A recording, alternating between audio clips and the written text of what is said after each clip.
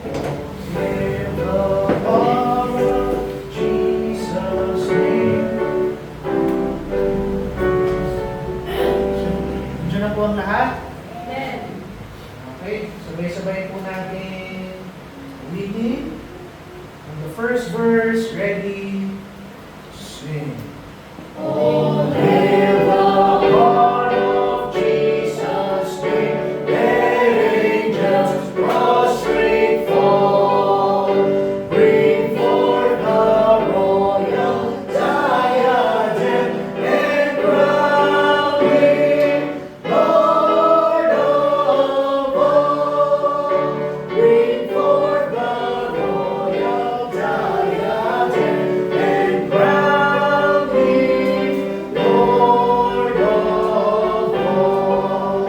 Oh, sing of Israel's chosen race, now ransomed from the fall. Hail him who saves you by his grace, and crown him Lord of all. Hail him who saves you by his grace, and crown him Lord of all. And every tongue and every tribe responds to his throne. To him all majesty has brought, and crowned him Lord of all. To him all majesty has brought, and crowned him Lord of all. Oh, that we all the sacred throne, we at his feet may fall. We'll join the everlasting song, and crown him Lord of all. We'll join the everlasting song, and crown him Lord of all. Po, manalangin tayo. Panginoon, salamat po sa araw na ito. Salamat sa magandang awitan, Panginoon. Salamat sa lahat ng biyaya niyo. Salamat po po, Panginoon, na mapupurihan namin kayo sa buong araw na ito. Sa inyo aming puso at isipan sa pakikinig ng inyong salita, Panginoon. Naging maganda ang spirit namin lahat ng discussion namin sa aming Sunday School sa umaga nito. Nawa kapulutan ng aral ng bawat isa. Lamang ang aming dalangin sa pangalan ng aming Panginoon sa Kristo. Amen. Po, simula po tayo ng ating Sunday School. So, tuloy po natin ang ating pag-aaral sa ating church. Covenant. So, sino po nakakaalala nung huli natin inaral sa ating church covenant? Yung devotion sa family at saka Sa mga? sa pansariling pag-uwi. Okay po. Ngayon po, itutuloy natin yung pag-aaral na sinusumpaan natin. Kaya una ang linggo ng buwan, which is next Sunday. Meron po tayo dito. Nakalagay po dito. Dito po tayo natapos, no? Aangaring ang kaligtasan ng aming kamag-anak at kakilala. So, tatapusin po namin hanggang dulo ngayon. Mamumuhay ng buong ingat sa mundo, mananatiling matuwid sa aming pakikitungo, matapat sa aming kasunduan at kapuri-puri sa aming pagkilos. Itiwasan ang pakikipag-away, paninirang puri at matinding galit. Itiwasan ang pagtitinda at paggamit ng inuming na kalalasing at maging masigasig sa aming pagsisikap na maisulong ang kaharian ng aming tagapagligtas. Simulan po natin.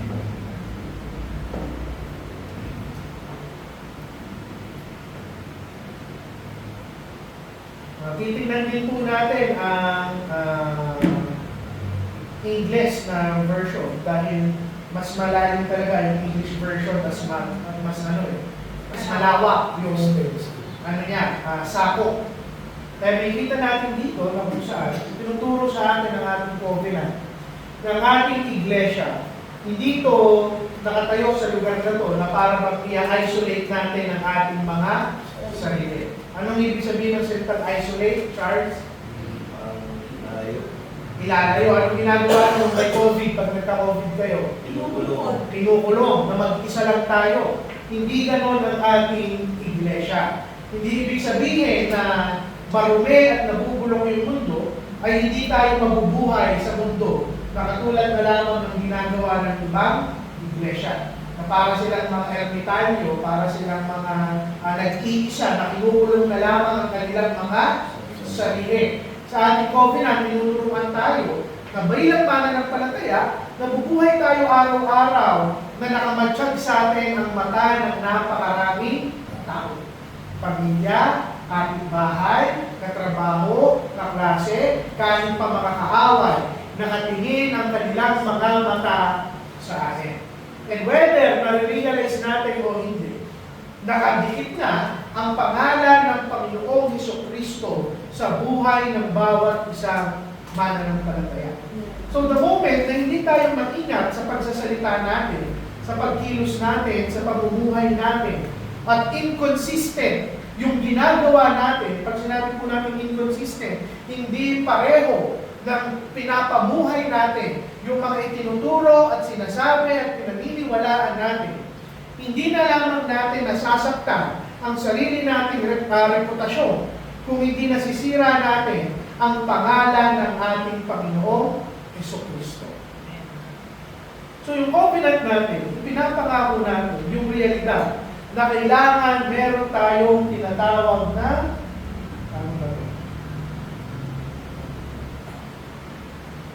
soberness. Yung soberness, madalas iniinterpreta yan na hindi ka lang lasing. Pero hindi po yan literal lang na hindi ka lasing sa alak. Dahil pwede kang malasing sa maraming bagay. Pwede kang malasing sa maliring relasyon, pera, sa success, sa sikat, katanyagan, kapangyarihan. Maraming bagay na nagbisyo, maraming bagay na nakakalasing po para sa isang tao. Ako si Lori, lasing na sa amin.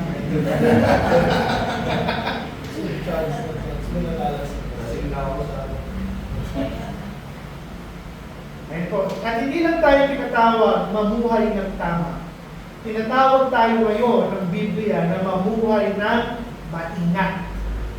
The Christian life, hindi po yan nako-confine tuwing araw ng linggo. Hindi tayo Kristiyano tuwing araw lamang ng linggo. Dapat magpaka-Kristiyano tayo magmula Lunes hanggang Sabado at hanggang Linggo sa lahat ng maliliit na desisyon na ginagawa natin, sa mga salitang sinasabi natin kapag hindi tayo nakikita ng ating kapatiran, sa pag-uugali na ipinapakita natin, at sa mga habit na pinapractice natin in secret. Pero ngayon, kailangan natin maunawaan that we cannot do all of these things kung tayo lamang mag-isa. Kailangan natin ang tulong ng banal na Espiritu. May una pong punto. Sa Tagalog po, ang sabi sa Tagalog, mamumuhay ng buong ingat sa mundo. Sa English, ang nakasulat po, to walk circumspectly. Lalim ng English no? Circumspectly in the world. Pag sinabing circumspectly, maingat. Maingat ka, thoughtful ka, meron kang awareness sa sarili mo, spiritually. Ibig sabihin, ang buhay ng isang Kristiyano, hindi ka mabubuhay carelessly, hindi ka mabubuhay na walang ingat, hindi ka mabubuhay ng pabara-bara at dadagdagan mo lang ng konting religious na mga salita sa araw ng linggo ang buhay mo at pwede mo nang sabihin na ikaw ay isang Kristiyano. Ang tunay na Kristiyano, namumuhay siya ng tama.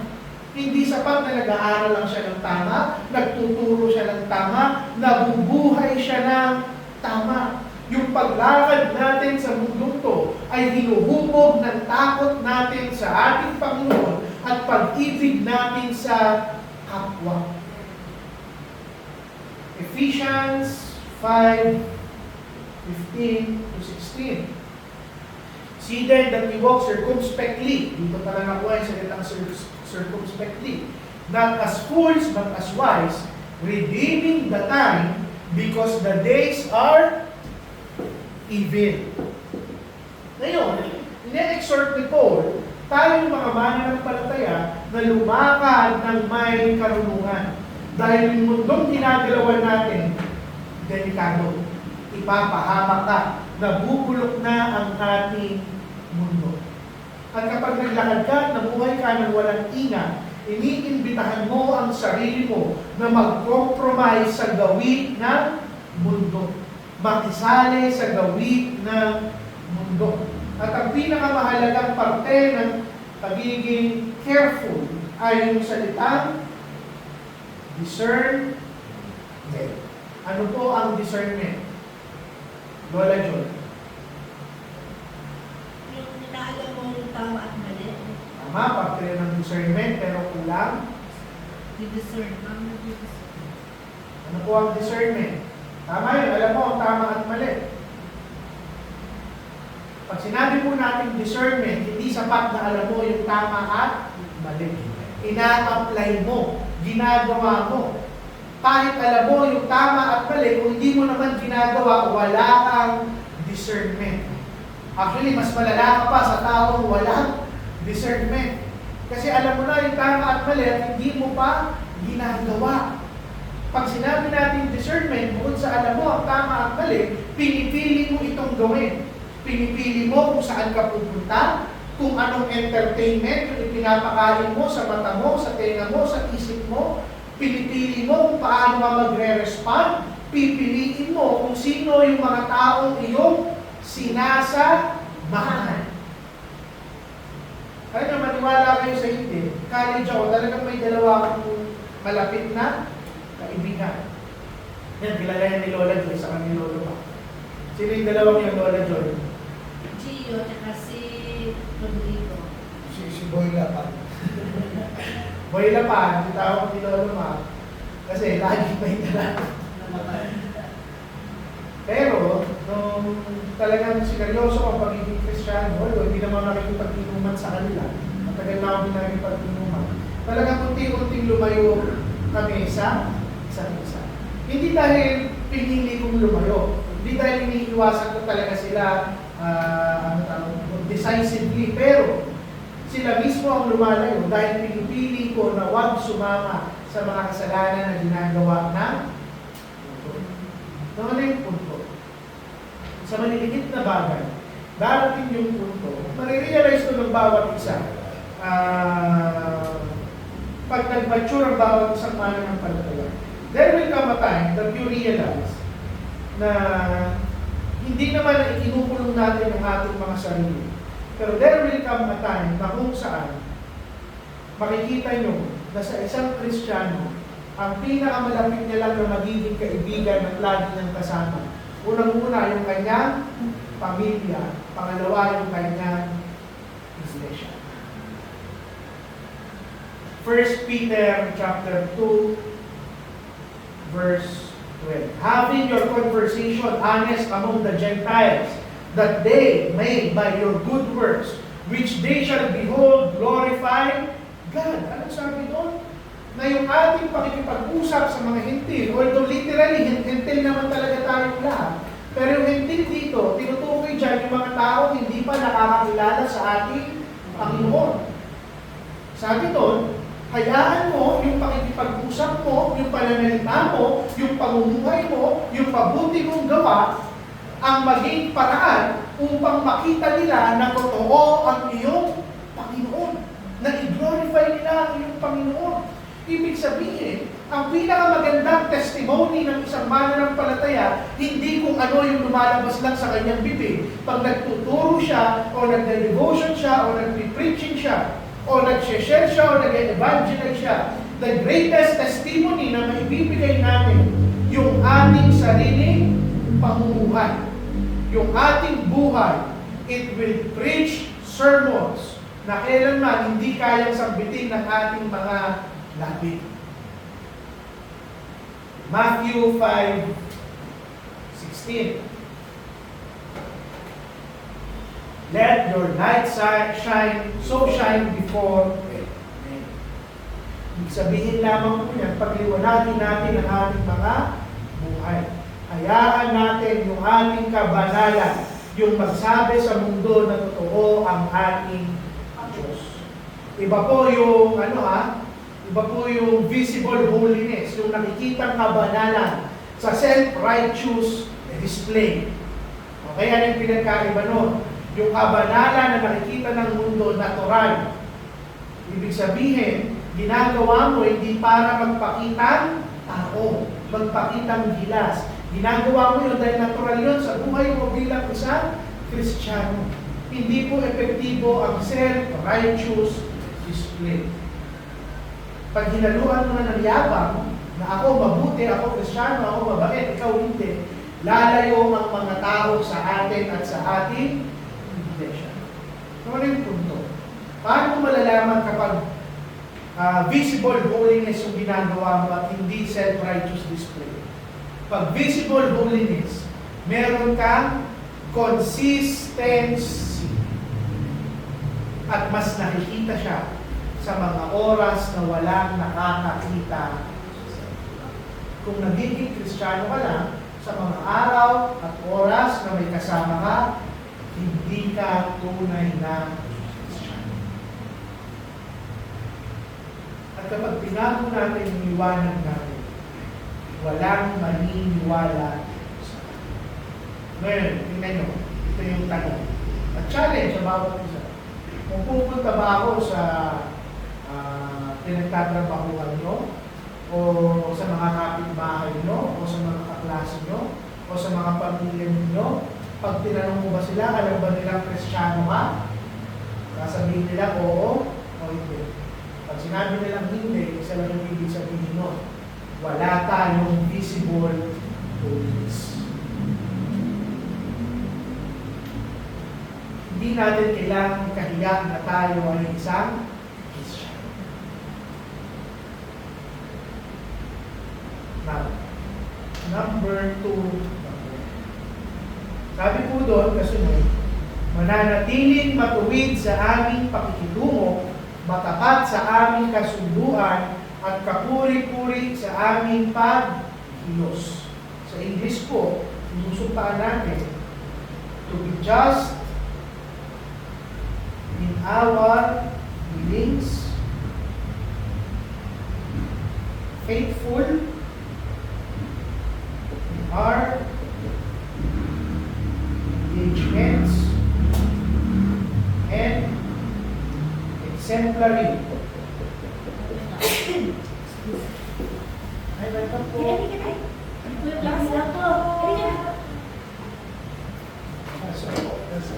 Morning po. Morning po. And exemplary in our reportments. Sa Tagalog po, ang sinusumpaan natin tuwing unang linggo ng buwan, ibig po natin sa Tagalog, mananatiling matuwid sa aming pakikitungo, matapat sa aming kasunduan, at kapuri-puri sa aming pagkilos. Ibig sabihin, tingnan nyo yung mga responsibilidad na ipinakita doon. Yun yung pang-araw-araw na ginagawa ng isang ordinaryong tao. Hindi nga lang isang ordinaryong tao. Sabi doon, ano yung mga gagawin natin sa ating pakikitungo, sa ating kasunduan, sa ating pagkilos. Ibig sabihin, yung Kristyanismo, hindi yan natetest, hindi yan sinusubok sa tuwing araw lang ng linggo o sa mga grand gesture ng pagsamba. Yung Kristyanismo, makikita mo sa ordinaryong responsibilidad ng mga Kristiyano. kung sa paano ka magtrabaho, kung sa paano ka makipagnegosyo, sa kung paano ka mangako, kung sa paano mo igalang yung oras ng ibang tao. Alam mo yung simpleng pagkalit, it shows yung lalim ng iyong Kristyanismo. Your honesty sa pagsasalita, yung reliability natin sa ating mga commitment, hindi ito maliliit na bagay. Ano yung punto? Micah chapter 6, verse 8. To do justly, and to love mercy, and to walk humbly with thy God. Kung bakit kailangan natin maging matapat sa lahat ng bagay, dahil nire-reflect natin yung pagkatao ng ating Panginoon. Mga kapatid, hindi tayo dapat maging mandaraya. Sasabihin natin, Pastor, paano naman ako mandaraya? Hindi naman ako naglalaro. Maraming klase ng mandaraya. At maraming klase ng pagnanakaw. Hindi naman pulingit sa inyong kaalaman na nagkaroon ako ng sarili kong kumpanya. At ano yung nangyari? I learned na kung saan, para makabawas ng tax, maraming businessman ang kung saan ay nagdadaya. Dinadaya nila ang gobyerno. Kaya kung sasabihin nyo na kung saan ay bulok ang gobyerno dahil nagnanakaw ang mga tao, huwag kayong mag-alala, nagnanakaw rin ang napakaraming tao sa gobyerno. Mga negosyante. Pero hindi nyo kailangan maging negosyante para mandalya at magnakaw sa trabaho. Paano ka pwede magnakaw sa trabaho sa simpleng paraan? Tatamad ka. Tatamad ka. Nandun ka, 8 hours, binabayaran ka at wala kang Ginagawa.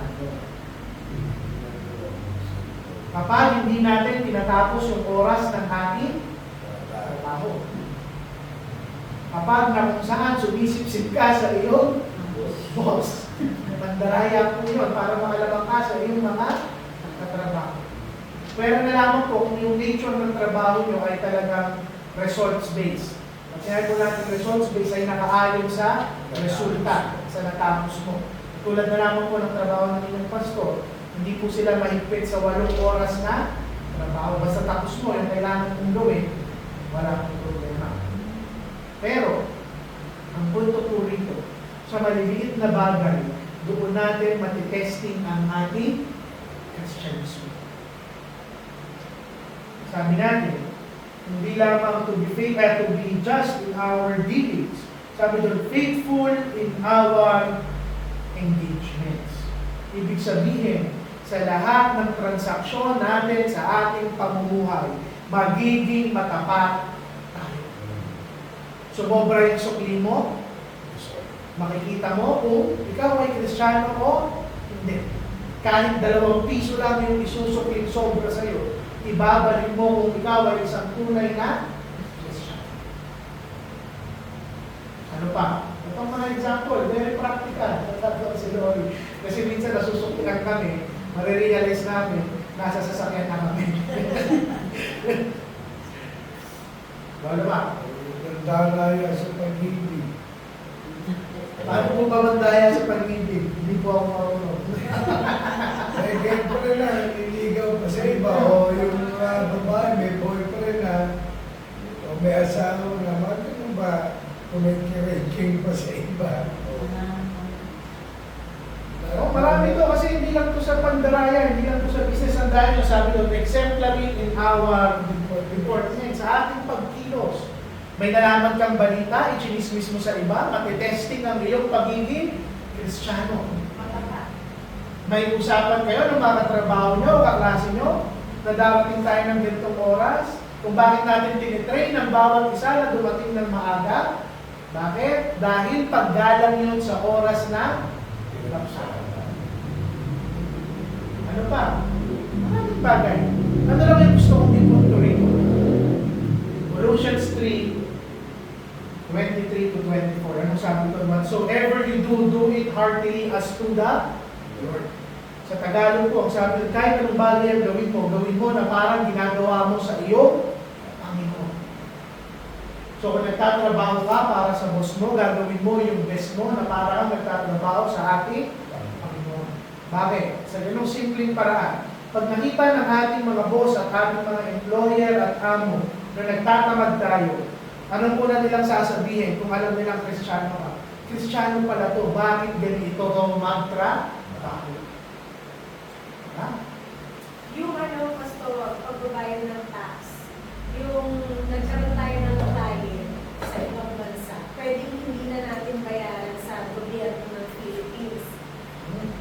Pero binayaran pa din natin kasi, ano yun Hindi pwedeng hindi bayaran. Pwede na kami hindi mahuli. Kasi hindi naman yung dumadaan sa kahit anong kumpanya dito sa Pilipinas. Pero nagbabayad kami kahit hindi nyo nakikita ng gobyerno. Basta yung kahit anong commitment mo o promise, Promise, exactly. Thank you po. to pare. It shows yung Kristyanismo mo o makikita sa yung Kristyanismo mo. Tulad yan sinasabi ko the last time, let your name be made and your yes be yes. Kailangan dito pa niya. Ang point po ni Lolo Ma, ang isang Kristiyano may isang salita. May commitment siya sa sinabi. Gagawin natin ang ating mga Tama. 1 Timothy 4:12. Be thou an example of the believers in word, in conversation, in charity, in spirit, in faith, and in purity. Sabi ni Paul kay Timothy, ikaw ay maging ehemplo sa lahat ng mananampalataya. Sa salita mo, sa pakikitungo mo, pakikipag-usap mo, sa pagbibigay mo, sa pananampalataya mo, at sa purity ng iyong buhay. At although isinulat to ni Paul para kay Timothy bilang isang leader ng iglesia, lahat po ng mananampalataya ay tinatawag na maging isang example. Yung salitang exemplary, galing yan sa salitang example. Maging the best yung ibibigay mo sa lahat ng bagay, ibigay mo yung lahat ng makakaya mo para tutularan ka ng lahat ng tao. Now, if I were to summarize, ibubuod ko lahat ng punto natin sa point number 2. Ano yung isang salitang yun? Integridad. Ibig sabihin, dapat maging makatotohanan ang bawat isang mananampalataya. Third point. At ito ngayong mangyari sa ating iglesia. Sumisira po ito ng napakaraming iglesia. Iiwasan ang pakikipag-away, paninirang puri at matinding galit. Lalo na yung paninirang puri. Sa English po, to avoid all tattling, backbiting, Slander. and excessive anger. Alam niyo po, itong kakaunting kasalanan na ito, ang pinakamabilis sumira ng napakaraming iglesia. Yung hindi tayo maging maingat sa ating mga dila at hindi natin matigilan ang ating mga galit. At ina-address nila ng Covenant na kung saan, kung gusto natin ingatan yung tiwala ng bawat isa sa loob ng iglesia, ingatan na masira ang mga relasyon, ingatan na malaso ng ating fellowship, matutunan natin kontrolin ang ating mga bibig. James 3, 5 to 6. At hindi lamang po ito sa loob ng ating iglesia. Ang pinakamadalas sumira ng mga pamilya, relasyon sa mga kapitbahay, mga kaibigan, ng ating mga dila. Chismis, galit, paninira, inggit, lahat yan ginagawa ng ating dila. Hindi natin kailangang manakit gamit ang ating mga kamay, sapat ang ating mga dila upang tayo ay magkasalan. Sa Sabi sa James 3, 5 to 6, the tongue is a little member and boasted great things. Ang liit lang ng ating mga dila, pero napakalaki ng mga bagay na kanyang nagagawa at nasisira. Yung ating dila, pag hindi natin yan nakontrol, sa chismis, sa paninira, backbiting, kaya nga tinawag na backbiting, kung kailan nakatalikod yung tao sa katayo, umakatake. Ito yung sisira ng napakaraming relasyon. At hindi po yan ginagawa ng isang Christian. Okay? Pastor, tama ba yung sinasabi ng iba na nadulas lang sila, sabi nila yung Sleep of the tongue. Slip of the tongue. kahit di naman nila sinasadya. Okay, sige. Discuss natin yan. Ang sabi sa Biblia, kailangan mong kontrolin ang iyong dila. So, kung lagi nadudulas ang iyong dila, kung nadudulas once in a while, lahat naman tayo may sudden sin na hindi natin napipigilan. Minsan nagkakamali tayo.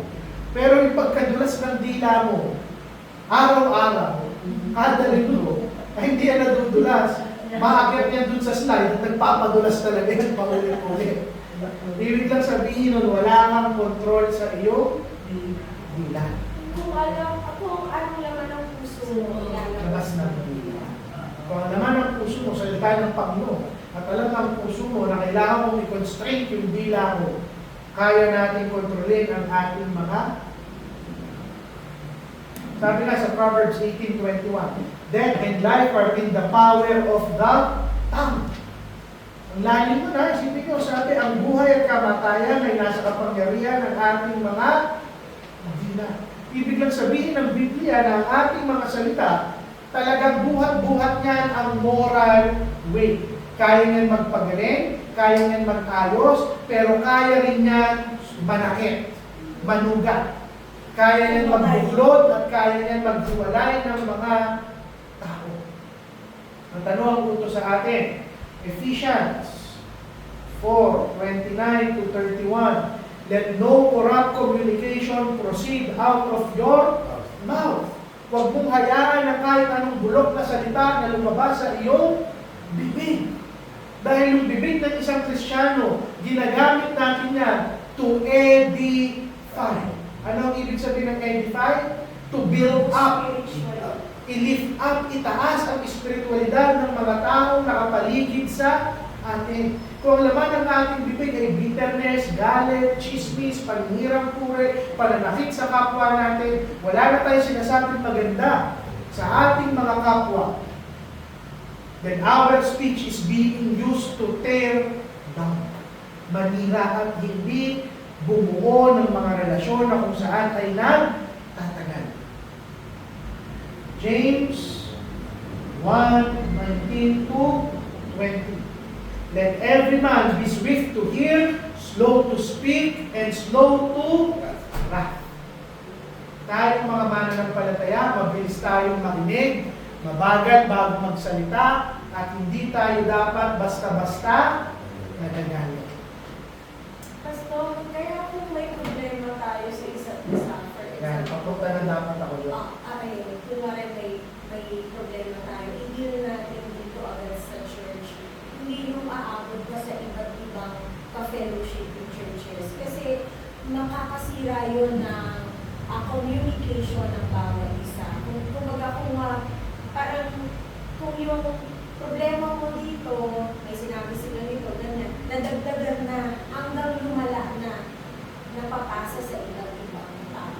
At sana na-appreciate niyo po, no? Hindi natin pinapatagal sa loob ng ating simbahan o kahit anong problema. Inuupuan ka agad natin.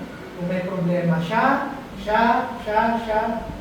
Tipon tayo, upuan natin, pag-usapan natin. Ayokong magchichismisan si Lola Joy, kay Lolo Mac, ako, kay Lori, si Nanay, kay Lola Joy, si Lovie, kay Charles. Hindi. Magbublod tayo, mag-usap tayo, tapusin natin ang isang usapan. Kasi that way, hindi po lalaki ang problema ng ating iglesia. The moment na magtirahan tayo sa likod ng bawat isa at magchismisan tayo, masisira ang ating Fellowship. In the first place, pamilya po tayo rito. Wala tayo kailangan itago sa bawat isa. Amen. At hindi lang naman yun sa problema, sa issue. Diba? Kung may problema ang bawat isa at kailangan ng tulong, huwag po kayong maghihiyang magsalita sa ating iglesia. Magtutulungan po tayo rito. Kesa naman kung saan tinatago natin ang ating mga problema. Pang-apat po. At ito na yung panghuli. Ay, hindi, pangalawa sa huli. Sabi po natin sa Tagalog, iiwasan ang pagtitinda at paggamit ng inuming na kalalasing at magiging masigasig sa aming pagsisikap na maisulong ang kaharian ng aming tagapagligtas. Sabi no, to abstain from the sale and use of substances harmful to the physical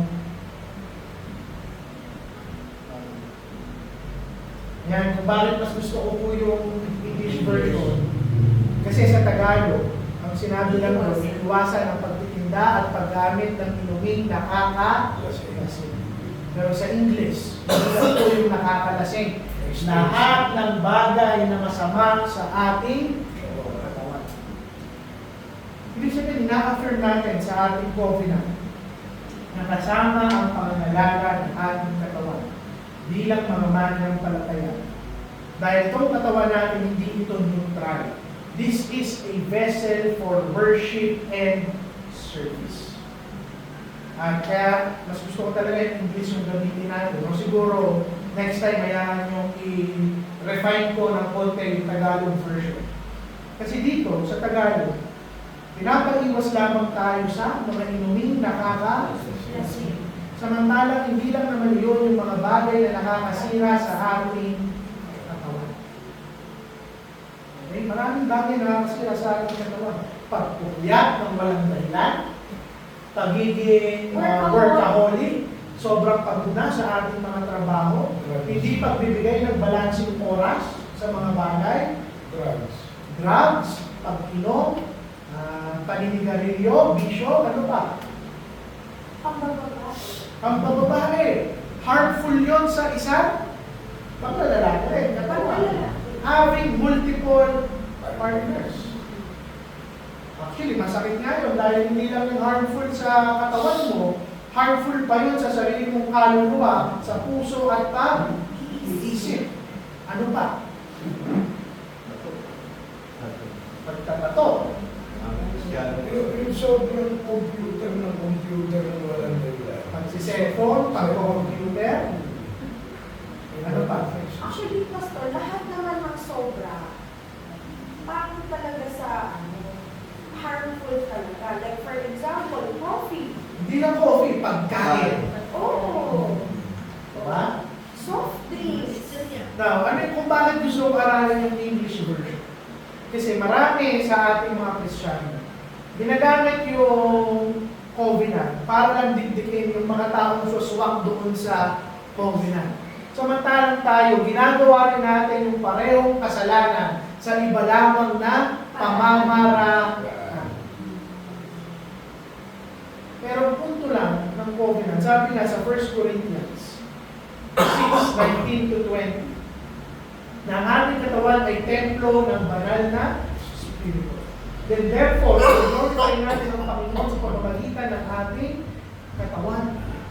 So kahit anong habit na nag-e-enslave sa atin at sumisira ng ating katawan, dinidishonor natin ang ating Panginoon. Proverbs 23:29 to 35, a vivid warning against intoxication and destructive effects. Summary lang po yun, hindi ko yun yung actual verse. Pero ang punto ng scripture doon, na kung saan, literal na pinagbabawalan tayo na uminom ng mga bagay na nakakalasing. Now, ito yung tanong. At gusto ko rin maging balanse. Pwede ba o bawal uminom ng alcohol ang isang Kristiyano? Yes or no? Si Lorin muna tanongin natin. Alam ko, mainit ang asawa ko. Yes or no? Yes.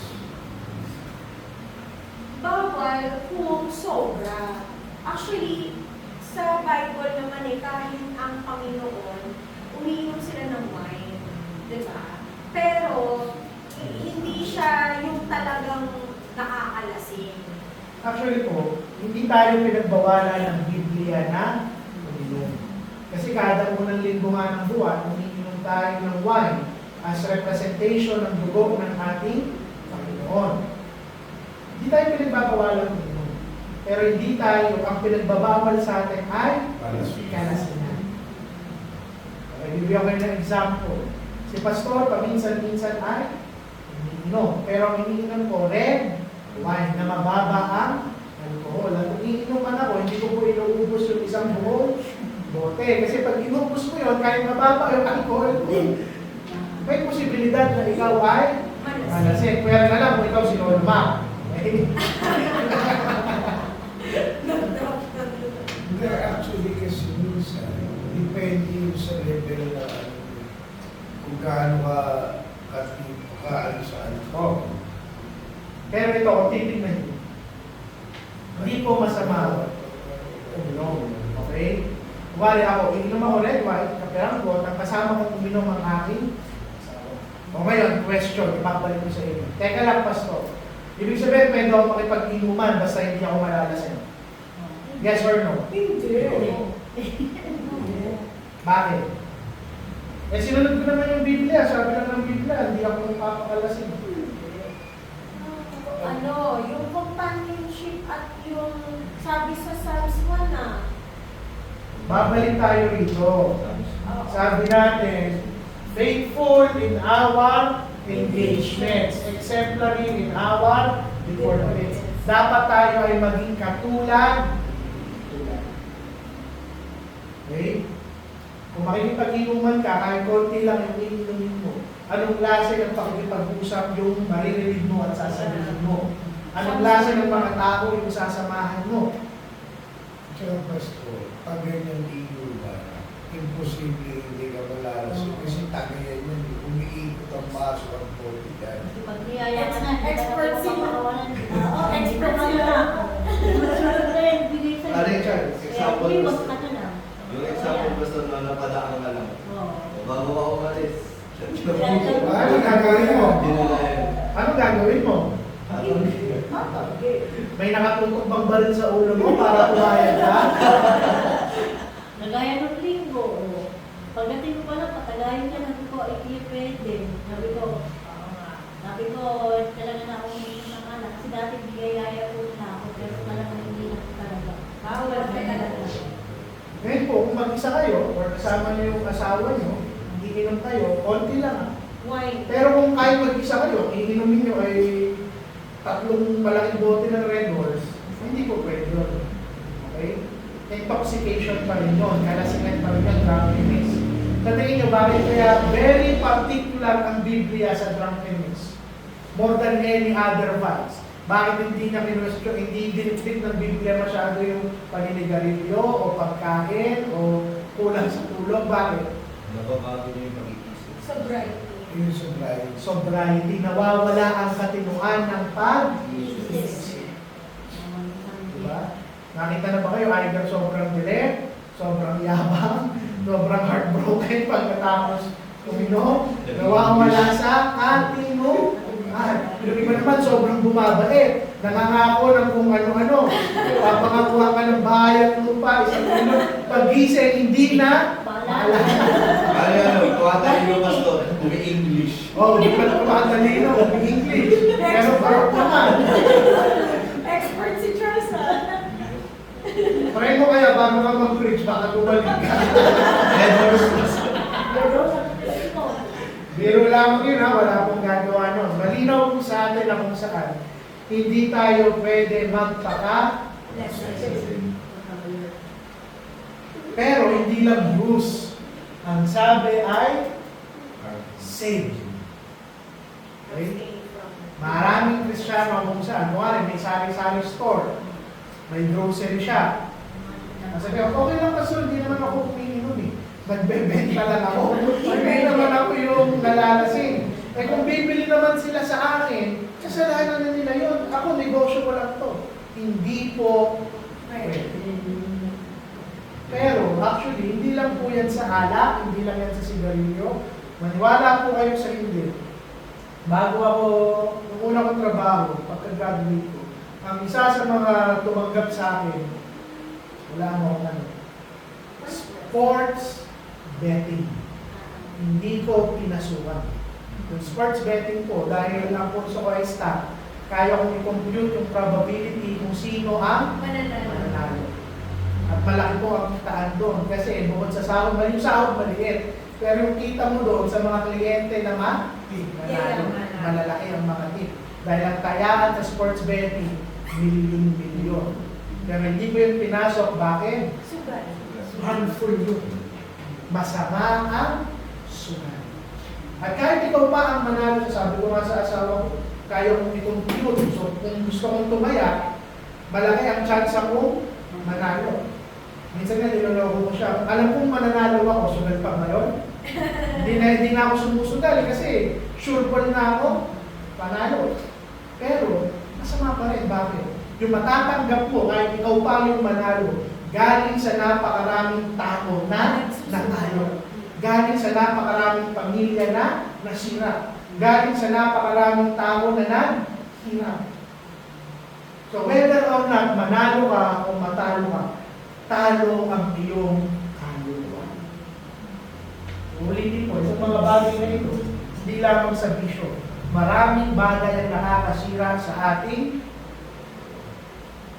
Kahit pastor na may lumapit sa'yo na, Pastor, ano kaya yung mananalo na numero sa loto? Hindi ka pwedeng tumulong. sabi nga kay Lolo, i-compute ko na, baka gusto na siya tumaya, hindi namin tinuloy.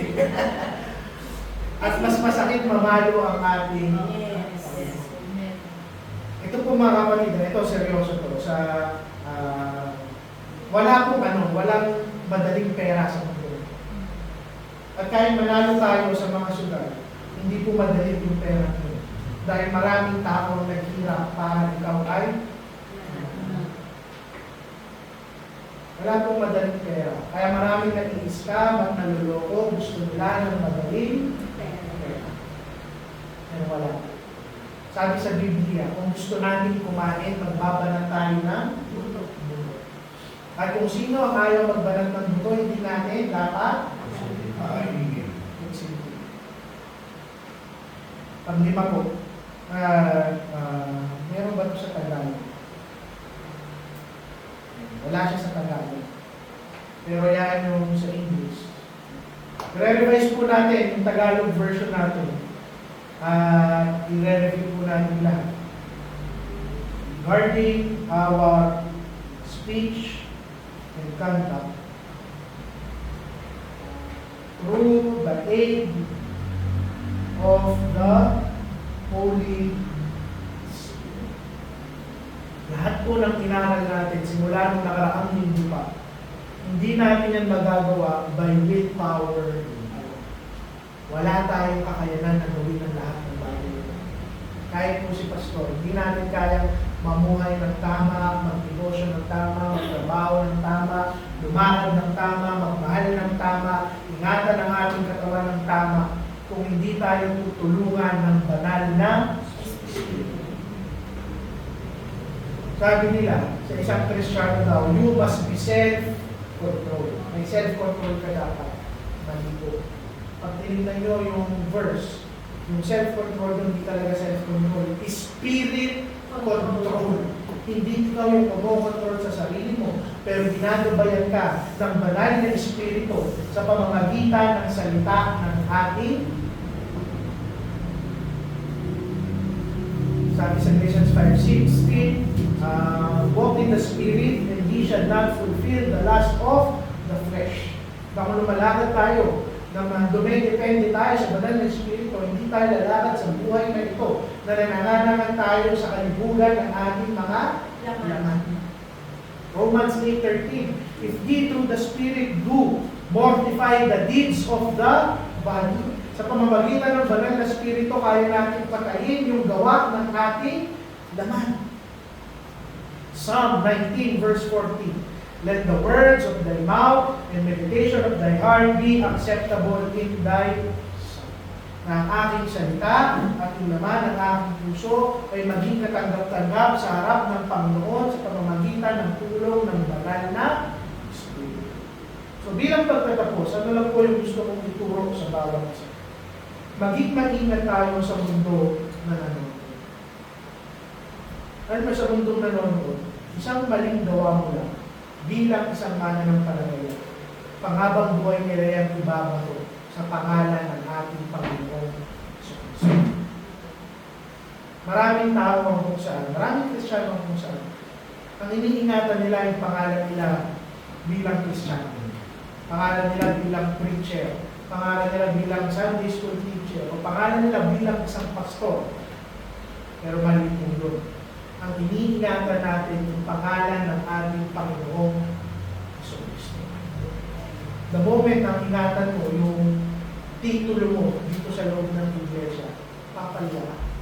Dahil hindi ka naman ang may-ari ng iglesia. Kung bakit tayo magkakaisa, kung bakit natin pipilitin at susubukin na iayos ang ating mga buhay dahil dala-dala natin ang pangalan ng Diyos na nagligtas sa atin. At walang kahit sinong tao may karapatan na dumisan ang pangalan ng ating. Sa maliit na bagay, paano mo malalaman sa araw na ito kung nadudumisan mo, sinasadya mo man o hindi ang pangalan ng Panginoon? Tanungin mo yung sarili mo. Yung mga salita ko ba nagpapagaling ng iba o sumusugat ng ibang? Nilalapitan ba ako o nilalayuan ako ng mga tao? Yung pagkilos ko ba at pamumuhay ko, nabibigyan puri ang Panginoon o kinokontradict ko yung salita ng ating Panginoon? At higit sa lahat, lumalakad ba ako kasama ng banal na Espiritu o sinusunod ko lang yung tawag ng aking lakad? At kapag ang ating church natutunan ingatan individually yung mga buhay natin, pag nagsama-sama tayo tuwing araw ng linggo, nagliliwanag ang ating iglesia. Sana po na maraming natutunan ang bawat isa. Napaka-practical po ng ating tinuturo. Marami ang Kristiyano at tuturo kung ano-anong doktrina, pero hindi nila kaya gawin yung mga practical na bagay. Sige po, any insight. May gusto kayo i-share na tutunan nyo o tanong? Ako, Pastor, personally, siya sa akin, reminder siya sa akin. Tinapos doon sa, through the aid of the Holy Spirit. Wala yan sa ordinance natin. Oo. Oo. Actually, makikita natin na fruit of the Holy Spirit yung mga yan eh. Like yung spirit control, yung Love, peace, be joy. good, be kind, yung good, yung integrity mo na kung yung mga taong nasa paligid mo hindi nakatingin sa'yo, ano ang ginagawa mo. So it only shows at marirealize natin na talagang hindi natin kayang gawin perfectly ang mga yan. Ako nga may sinusundan ako na Christian siya, pero ang niya is modest. Parang tinuturuan niya yung mga kababaihan na maging modest. So parang ang feeling ko na ang dami ko pang dapat ang dami pang dapat ipulido sa akin ng Panginoon. Like for example, yung kagaya niya guarding our speech, di ba? So parang ang hirap, pero by the grace of God, talagang ang Panginoon na lang yung bahala sa atin na magpulido, magtabas ng ating mga dila. Maganda po na bagay mo yung modesty. Hindi na lang tawa natin yan sa kanta. Yung modesty po, kung mapapansin mo, marami ang sasabihin, lalo na yung mga modern day churches. Ang baduy manunit, lalo na ng mga babae. Baduy, sa mata ng mundo, pag nag-long dress ka, pangit, hindi maganda. Lalo, gusto sa atin din na shorts, parang underwear na. Pero sa atin, bakit natin pinapractice? Kasi sinabi ng Biblia, maging modest sa ating pananamit. Hindi dahil gusto lang natin, dahil yun tinuro ng Biblia. Alam niyo nga, sasabihin ko sa inyo, kahit na hindi biblical, sa panahon ni Rizal, kung nabuhay si Rizal sa ating kapanahonan bigla ngayon at nakita na yung mga babae sa labas, magugulat sila. Sa panahon nila Rizal, makita mo lang yung uncle ng babae, sexy na yon para sa kanila. Natatawa po kayo pero totoo yun. Ano lang yung ibig sabihin nun? Mas pinapahalagahan nila yung katawan ng mga babae ng kanilang kapanahonan. Hindi dahil liberated na tayo, hindi dahil malaya na tayo ngayon, hindi dahil modern na tayo. Ang totoo niyan, pababa na ng pababa yung tingin ng mga tao sa katawan ng mga babae. Kaya kung bakit tinuturuan kayo sa loob ng simbahan na manamit ng tama, dahil ito talaga yung naranasan. Tanging dapat lang makakita sa katawan ng isang babae ang kanyang Ang ano rin kasi basura sa mga babae, kasi sabi niya, may body, may rule. feminism nila. Kaya, Hindi yun, mali yun. Anong mali yun? Psychological to. Sa tulog ng mundo, may body, may rules. Sa katawan ko, ako bahalang masunod. Sarap pakinggan kasi may control ka sa sarili mo. Katawan. Pero anong sabi natin kanina? You are to be spirit controlled. Hindi tayo yung may-ari ng ating katawan kung hindi ang ating Panginoon. At yung modesty, hindi lang yan para sa babae. Kahit sa mga yung sa iba po sa yung sa lahat po, yung sabi mo kanina, yung bago mag-start ko, yung audience natin, nakakita sa atin, hindi lang ang pamilya, yung mga nakasaluma natin. Yung pinaka-audience yung nakakita sa atin, yung Panginoon. Kung yung kagustuhan niya ay nakikita niya sa atin, mapapakita na rin natin sa ibang tao. Mula end lang. Maging ano natin, sentro sa utak natin na laging nakatingin ng Panginoon sa atin araw-araw. Maganda po yun kasi yun yung mag-guard sa atin sa pagiging pakitang Yun yung integrity. yun yung integrity. Tama po. Salamat Charles. Malalim po yung sinabi ni Charles. The moment na kung saan isipin mo ibang tao, kung anong sasabihin ng ibang tao, doon tayo magkakamali. Pero the moment ang isip natin, ano ang sasabihin ng Panginoon, doon magiging tama yung lahat ng ating gagawin. Ang tinutumbok dito ni Charles, hindi po sapat na gawin nyo yung lahat ng bagay na to. Mas mahalaga yung purpose kung bakit nyo ito ginagawa. Salamat po. Sige po, last two. Lolo Ma. Ano naman, to wrap it up sa ating isip, yung walking with the Spirit. Actually, tulad na sinabi sa Colossians, set your minds on things that are above, not on things that on earth. Sa Philippians, but our citizenship is in heaven, and from it we await the Savior, the Lord Jesus Christ. So, hindi natin magagawa ngayon with the Holy Spirit, pero nasa prinsipyo nakapaloob dyan sa ating pinag-aaralan ngayon na ang mga Kristiyano pala, we should live above the world. Isiset natin yung ating mga isipan, desires, and puso for heavenly things over sa earthly desires natin. Yun ang magiging priority natin. Tama po. Tandaan natin na hindi tayo dito nakatira.